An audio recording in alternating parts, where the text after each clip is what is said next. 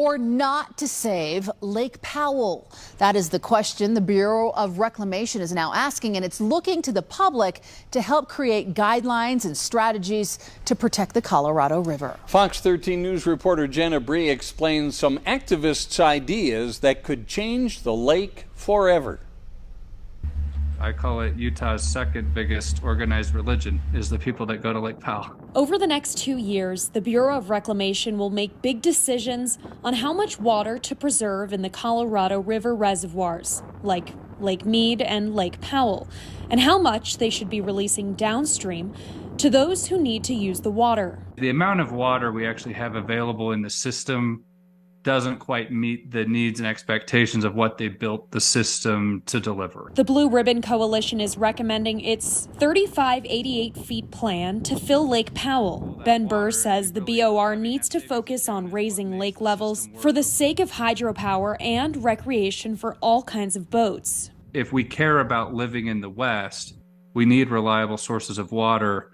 The generations before us looked at this and made hard decisions. They did decide to build that dam, even though it was hugely controversial and still is.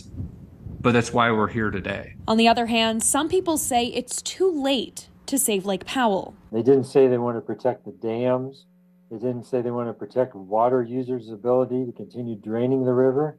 They said protect the Colorado River. Gary Walkner with Save the Colorado hopes the BOR will consider decommissioning the Glen Canyon Dam, draining Lake Powell, and focusing on saving Lake Mead. Even though we've had a wet year, obviously we've had a wet year, the trend is still towards drying and warming. Burr says it would be catastrophic to remove the Glen Canyon Dam. Lake Powell's bringing enough benefit across the board, both recreation, power generation, and water storage and delivery, that we should keep it and do what we can to preserve it. And while he hopes recreators will have a say in the decision, we're really hoping with this new environmental impact statement process that the environment and environmentalists will also get a seat at the table. Jenna Bree, Fox 13 News, Utah.